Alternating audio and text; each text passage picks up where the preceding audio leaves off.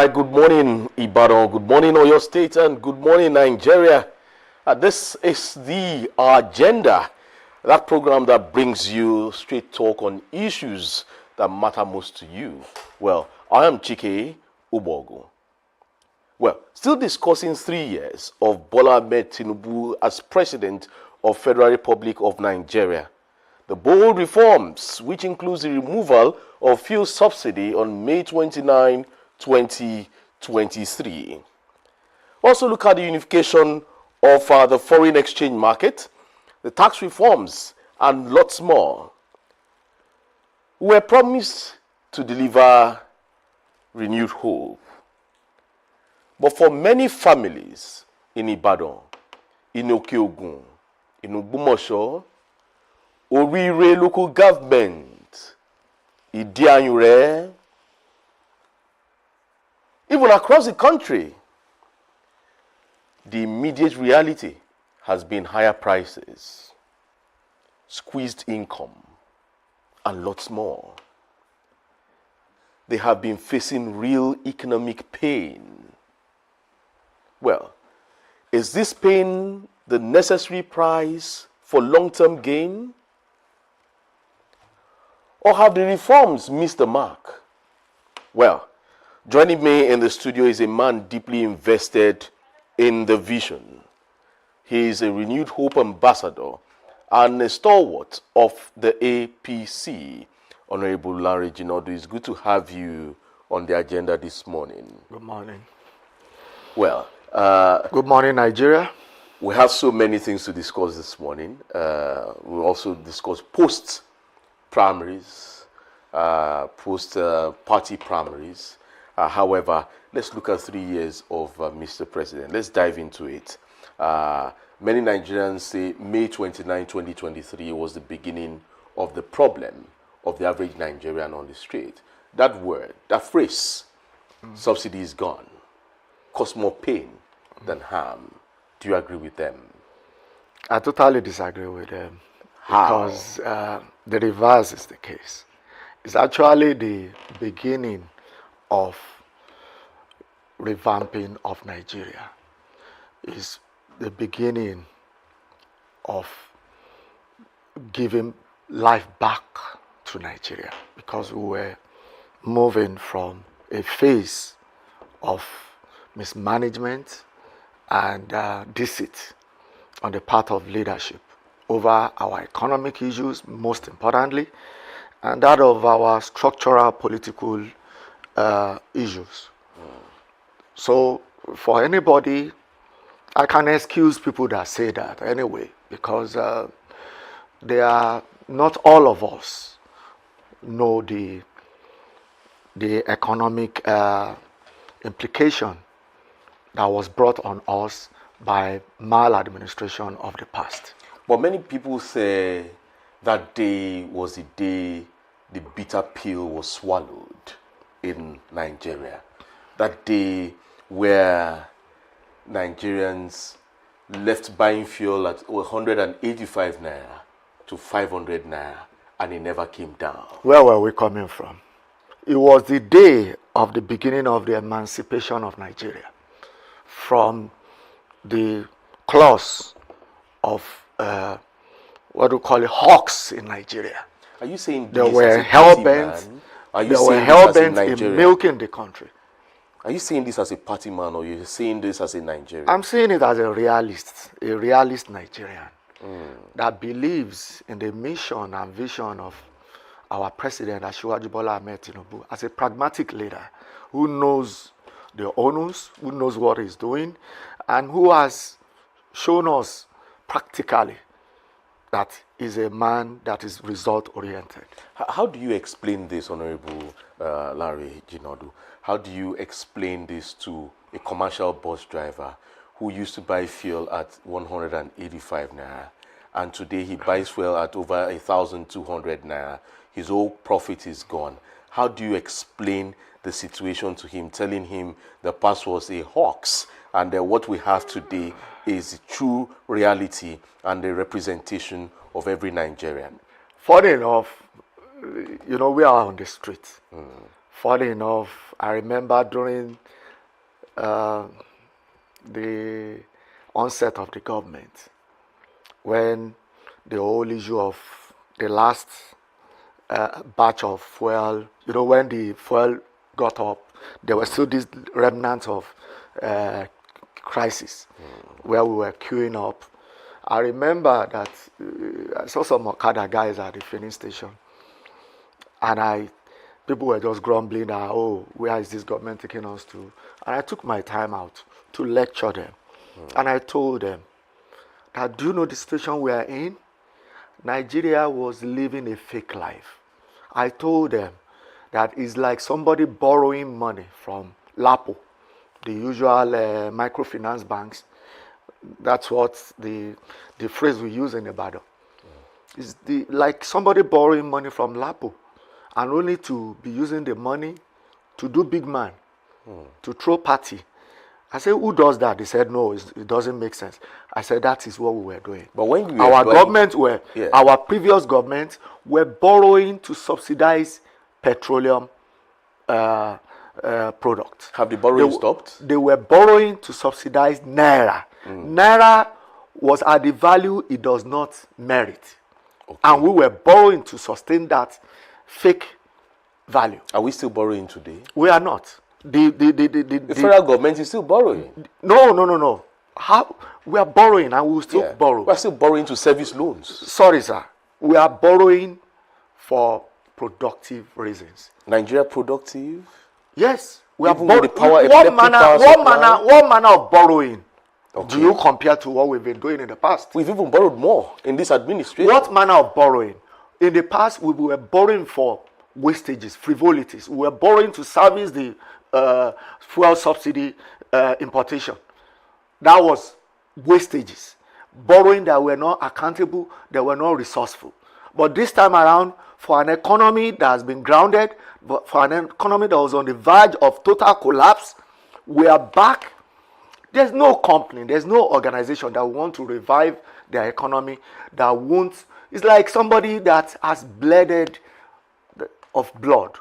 You need blood to revive the person. For Nigeria's economy to get back and be revamped, we need funds.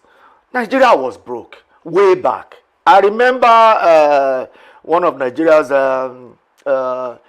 former finance minister, Remi Babalola.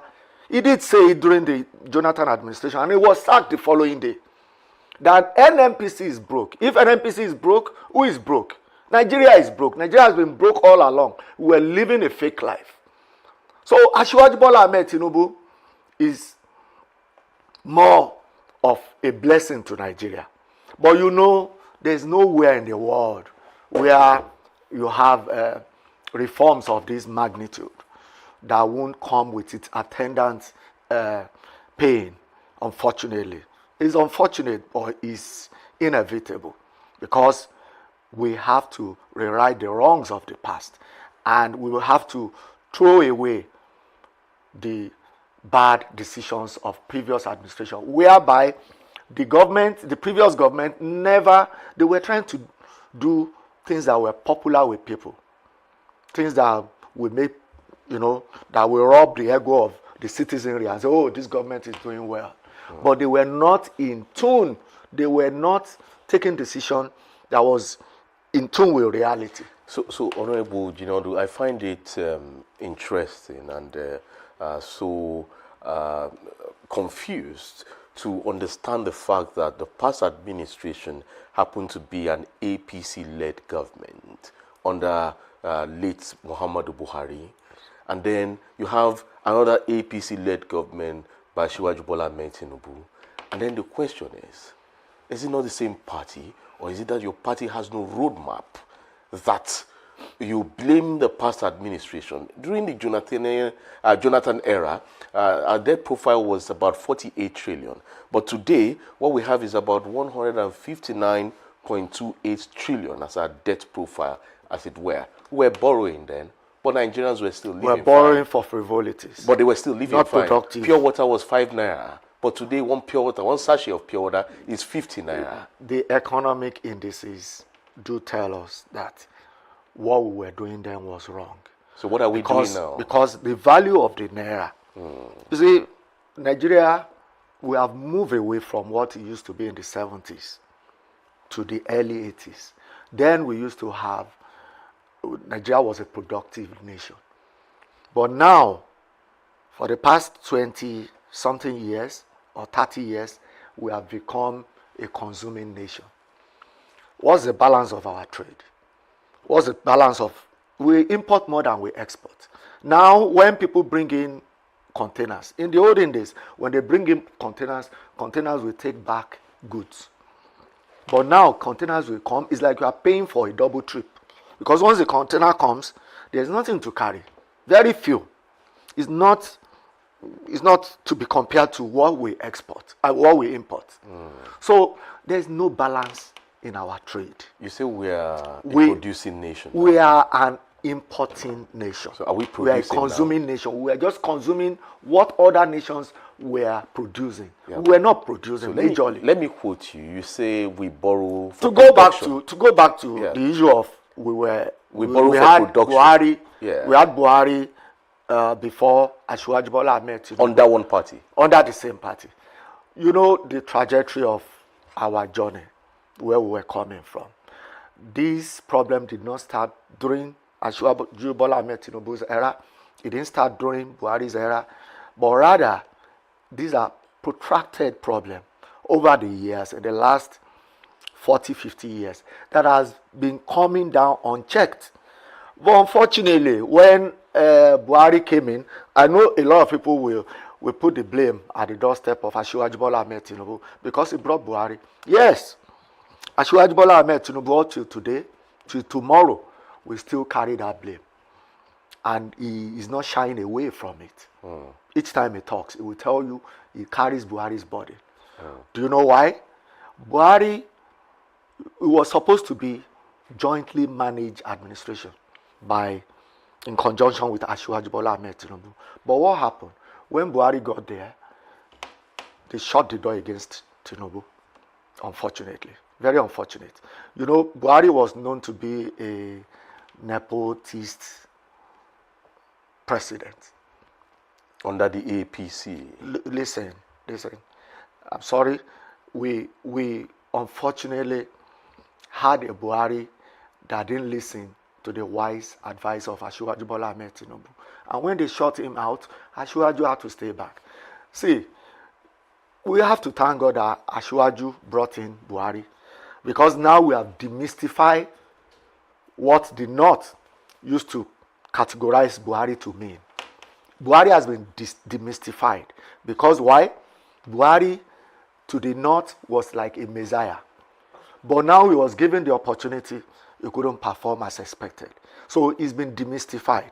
And now, it's just an indication to let you know that had Buhari allowed Tinubu to partake in the administration, in the workings of the government, allowed to give his own input, things would have been the way it is. Not that Buhari didn't achieve quite a couple of other achievements. It was during his era that we had the unified account for all federal government administration, and a couple of other achievements that he had. But he would have done better. Okay. He would have done much more better. Okay. Because all this reform would have actually started during Buhari's era. But not all leaders could be that bold like Asiwaju Bola Ahmed Tinubu. He's a pragmatic leader. A leader with a vision, with a mission to put Nigeria back on the path of our recovery. Well, many people have said that Asiwaju Bola Ahmed Tinubu failed in that aspect of building up a Buhari. Many people have posited that the former president was a man who was bereft of ideas in governance. So whoever put him there also failed. Do you share that notion? No. You see, it's not. When you look at Nigeria, our political structure in Nigeria, you can't do without the North, especially the South, North, West, North, East. You cannot do without them. So we need to factor them into The scheme of things. the scheme of things politically. All right. And Asiwaju in his wisdom felt, okay, Jonathan has done it. You, the North, who is your candidate? And overwhelmingly, the North opted for Buhari. And it wasn't Tinubu's decision. He just felt the North already Sai Baba, Sai Buhari. So he gave them their wish and yearnings. And he helped Buhari to get to the administration. And Buhari, mind you, unfortunately, was much different from what we expected. Because what we knew Buhari for then was like the time he was a military head of state, when he was quite very active and very firm. And of course, his usual status of being a righteous man who does not take nonsense and all this stuff. Our own generations were old enough to know Buhari so well in the 80s. But unfortunately, very unfortunate, the youth of nowadays don't even bother about history of the past. Because he failed to live up to the past. What they care about is the present day to be rosy. But something led us to where we are. Let me give you... You remember Buhari's wife, Aisha, at a point had to cry out to the whole world and say, oh, the people she was seeing around there, around the president, they are not the usual people that help to midwife his husband to be in power. How come that he now starts seeing hawks and different phases in government in Aso Rock? That this is not what she expected. Immediately, I think some people prevailed on the president then, General Buhari, and it was the usual issue that Buhari had to banish her to the kitchen. I said, look, don't come here again. Go and mind your business in the kitchen. And he also banished her to the Hausa room. Ah, the Hausa room. Let me give you another scenario. Yeah. Yesterday, I spoke with a woman at Iwo Road. All right. And what she told me was that she can no longer buy the usual quantity of beans and rice that she cooks at home for her children. And even Gary has reduced. That's impactful in all homes. And then she said, school fees are getting harder.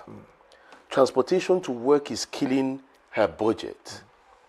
Now, for you now, how long before hope feels renewed for such a person as an ambassador for renewed hope?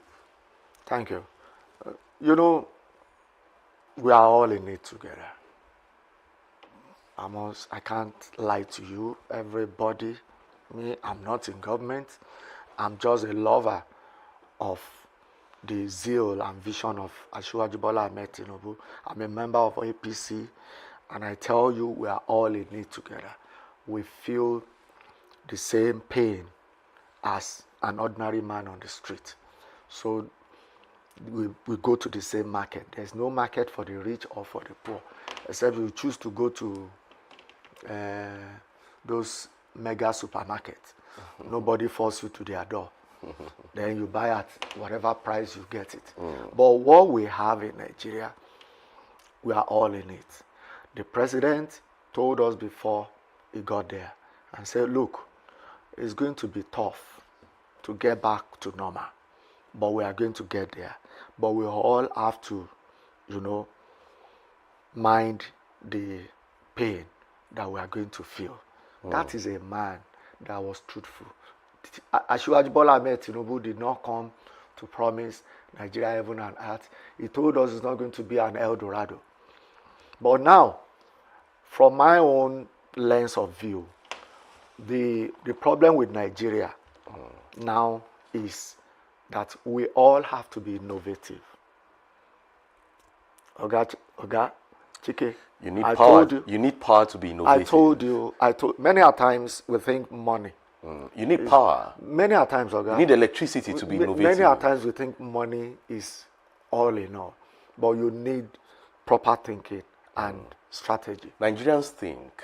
Don't Yeah, you think so? we think. Nigerians think. That's why we are still surviving. But they don't have the necessary environment, to bring these thoughts into reality. That getting the necessary environment, getting the necessary infrastructure, getting the necessary amenities is what this government has come to do. By the collapse of the national grid, oftentimes. You see, the national grid is a major issue.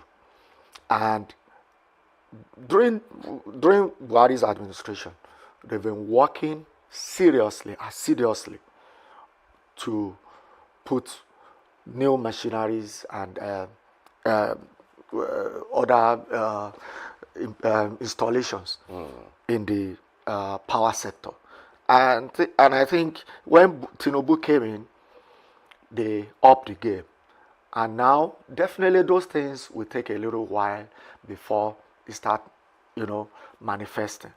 And definitely, by the time we are into the end of the year, and mind you, the power sector is a very delicate sector, like the energy sector. When you talk about NNPC, you saw the crisis with NNPC. Because why? The enemies of the nation, the saboteurs, are always fighting back. That is where you have power grid collapsing most of the time. Many of these installations are being vandalized many a times. So you will discover that the enemies of the country, the saboteurs, the corrupt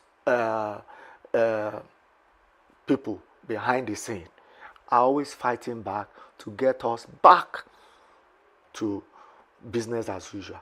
Because business as usual was benefiting them. And now everything is geared towards helping to benefit the generality of Nigerians. And they don't want it that way. Well, before we go on a break, I want to ask you this question. Does Aso Rock truly know the pain of Baba Mojid Adakufo?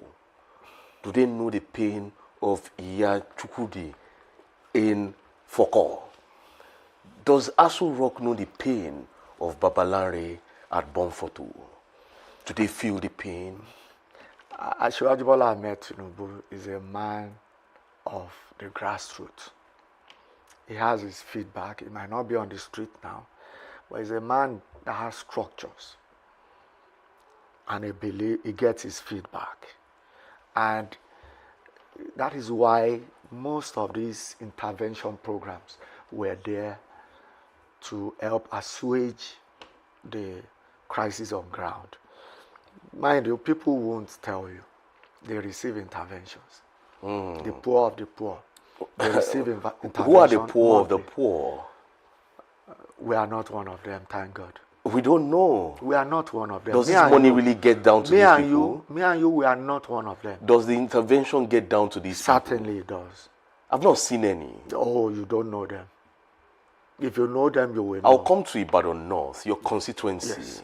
I want to see some of those poorest of the poor. People are receiving. Who have benefited They are receiving from these interventions. They are receiving intervention. There are 75,000 monthly. There are trader money. There are these and you know the issue. I've experienced this during COVID. People collected interventions. People collected grants, and people just did chop, clean out. They did not. When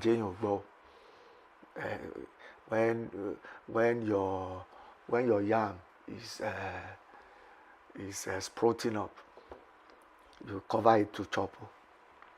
When your yam is due for harvest, you cover it to chop. Don't make too much noise. People were actually receiving, and they are still receiving grants. They are still receiving intervention funds. And that is why the government has introduced so many intervention policies. Look at the student loan, NEL fund. Look at how lofty this idea is. Now, you don't need to struggle when you have your children in public universities. All they simply need to do is to apply for the student loan. There's no precondition except that you are a student of a qualified student of Nigerian universities.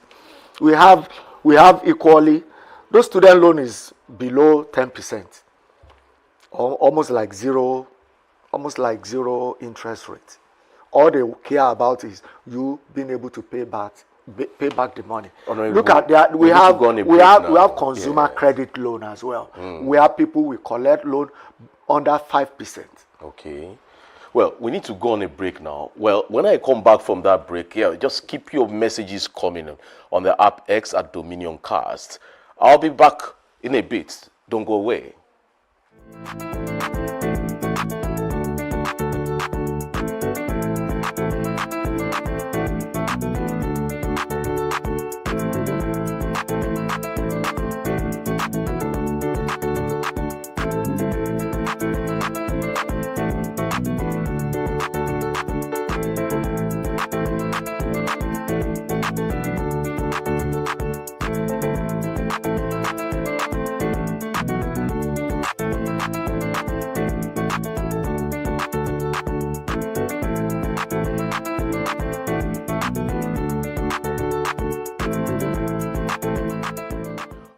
All right, welcome back from that break. We'll be taking your messages soon. But before then, Honorable Lanre Jinadu is in the studio.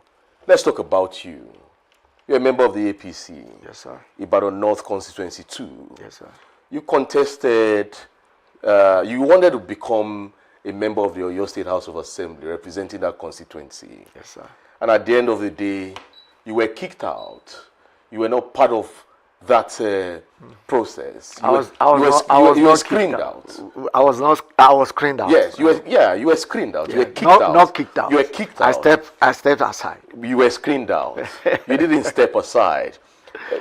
Many people said Honorable Lanre Jinadu did not have the requisite financial muscle, to play the politics in Ibadan North Constituency 2.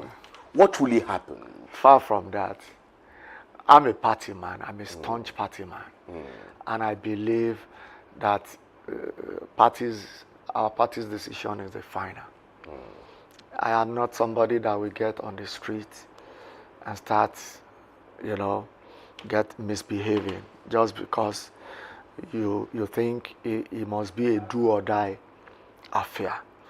I believe I don't do anything at all cost. I do things at the best cost. And when we had our screening exercise, usually we always sign an undertaking to abide by the decision of the party. Did you sign? Yes, I did. Okay. I did. And that's the normal thing to do. That's the procedure. And I did, because if you don't sign, they won't allow you into the screening room. And when they screened, they came out with their decision that it was Honorable Segun Olaleye that they gave the consensus to. And I asked them. That's the radical brother. Radical brother. Okay. And I asked them. The bell ringer. The bell ringer. Okay. It became the bell ringer shortly after. And I asked them, what was the criteria? Why did you give it to Honorable Segun Olaleye? Nobody could give me any formidable answer. And I felt within myself, this is not a time to start fighting over such issue. I'm not desperate. I just offered myself to serve. I don't need to do it at all costs to get mad all over the place. And I told them, Oro Sorare, that I will be vindicated sooner than later. And I think the following week, some of the aspirants refused to do what I did. They went ahead, protested, and Abuja had to tell them that, look, come and do direct primaries. And all of them, as usual, signed. I was not part of them because I gladly, acceded to the party's wish. So they came, they signed to do the direct primaries, which Radical himself signed to, because that was the directive of the presidency. And when they went to the primaries, another aspirant,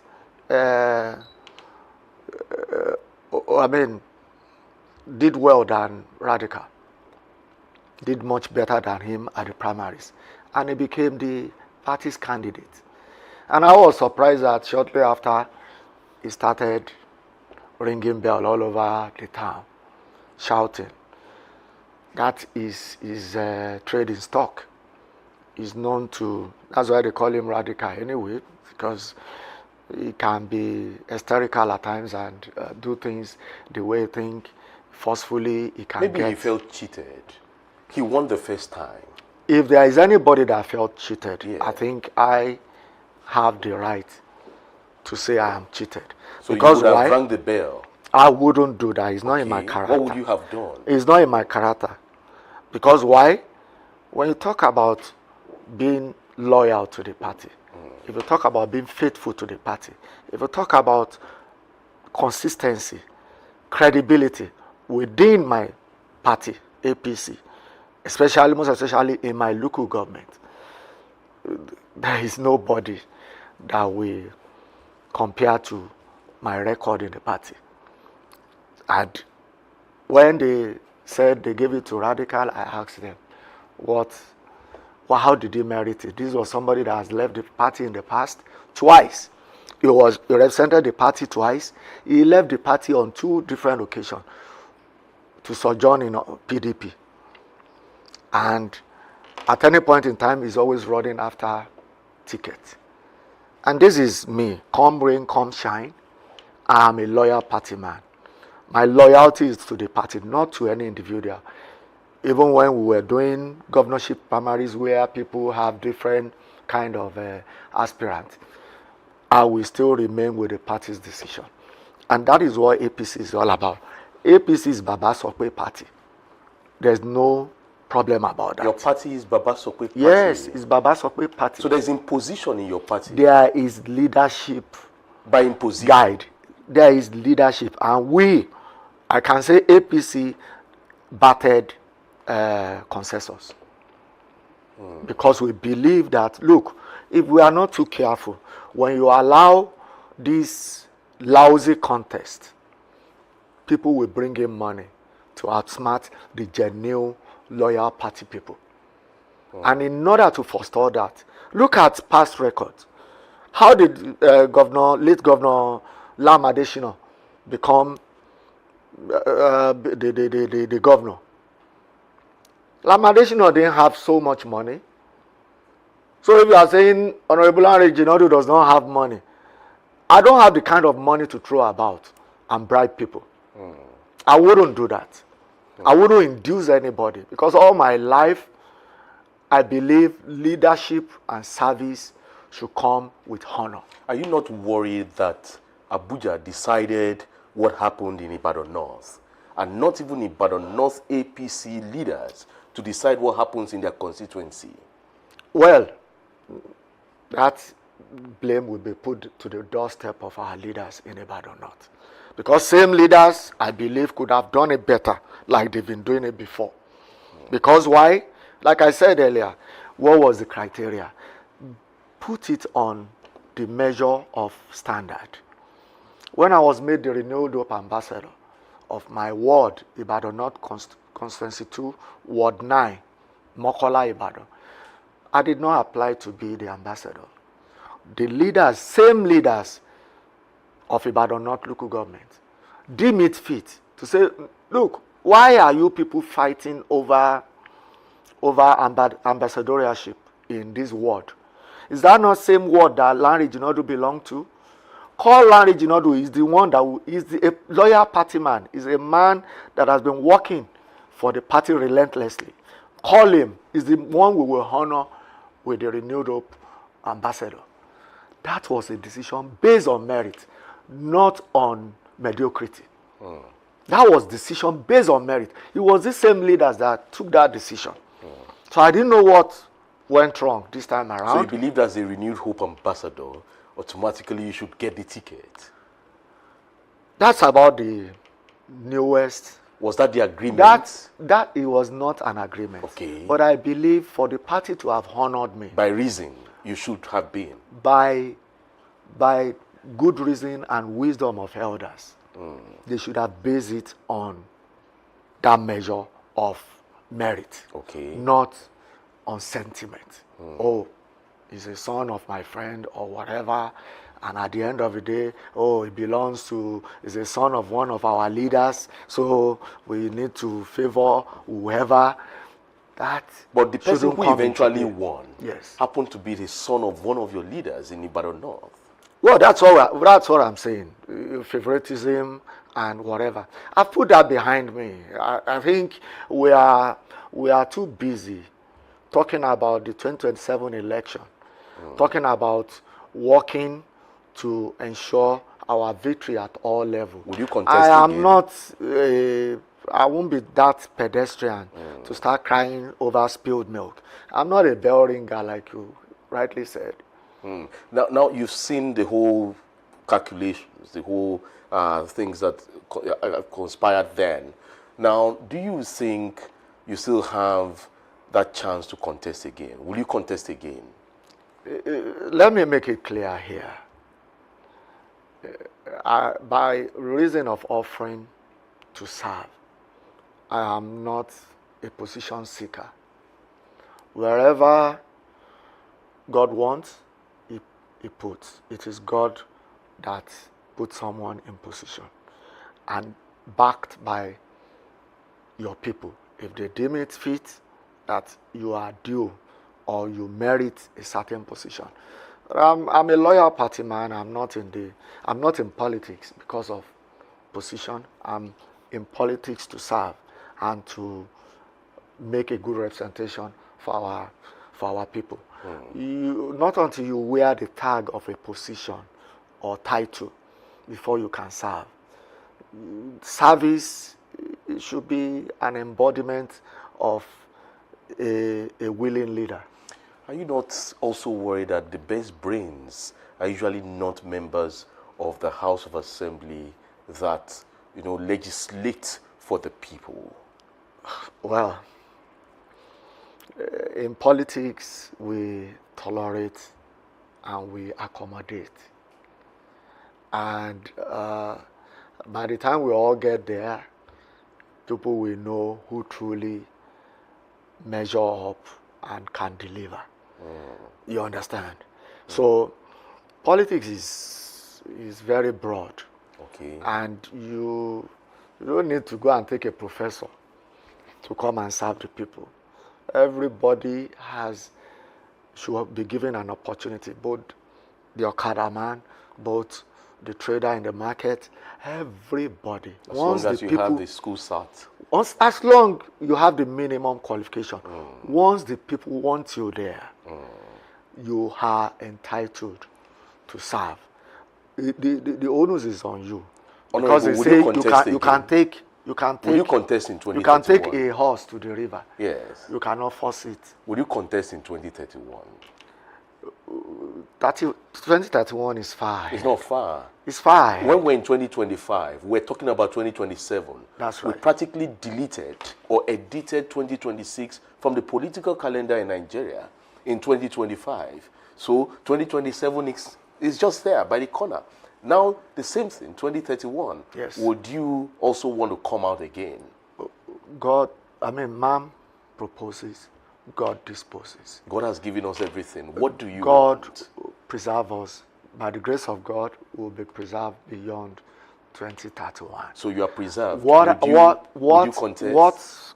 What I'm bothered about now is ensuring that the administration of Asiwaju Bola Ahmed Tinubu that has started a good thing that God is using in Nigeria, that has started a good thing, should, by the grace of God, finish it, and Nigerians will start seeing the reward and benefit of these reforms that Asiwaju Bola Ahmed has embarked on. All right, let's go to our messages this morning. Mr. Debayo from Ibadan North, okay, is saying, Honorable, my tailoring business almost collapsed. because of high cost of materials and electricity. What specific support is there for small businesses like mine? Yeah, thank you, Mr. Adebayo. You see, many a times people don't concentrate on the relevant issues. I'm sorry, people just like to follow the mob and join them in making false narrative all over the land, rather than concentrate on information emanating from government side, from the presidency. You see, all these intervention initiatives are there in the Renewed Hope agenda. Like I was saying earlier before we went for the break, we have consumer credit loan. Consumer credit loan is there for people to, I know some people that have gotten money to buy their keke napep. I know there are people who have gotten some money to go and, support their businesses. But I beg you, the generality of Nigeria, to keep tap with the news and the information on the programs, lofty programs of this administration. Okay, there's this other message. I have tons of messages here, but let's see if we can take some before we wrap it up. Funke from Ogbomoso is saying, 3 years of pain and my husband's salary can't feed us anymore. When will the government subsidize food directly instead of cash that disappears? Like I told you earlier, we are in a time of challenges in Nigeria. I agree with everybody. I no longer buy a bag of rice at home. I buy Congos. That is the sign of the time. But I tell you, this time calls for innovative ideas. Now, I think I told you behind the scene that I'm now a farmer. I'm going back to the farm. Now, there are other things that Onokon Waja, like Yoruba used to say, multiple streams of incomes. You understand? Will bail us out.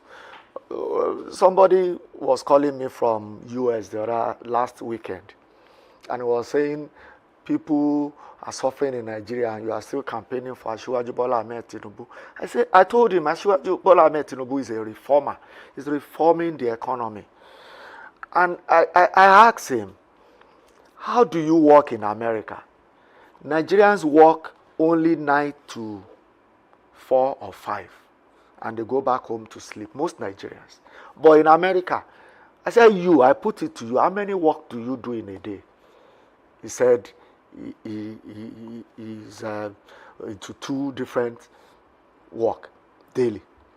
And I asked him, there are people that are doing 3 or more in America? And he said, yes. I said, do we have that here in Nigeria? We are in the same capitalist economy like America. But unfortunately, people feels that, government must do everything for us. Government must do this, government must do that. I've seen people that are civil servants that still has a hairdressing salon somewhere. Same person will still be selling online.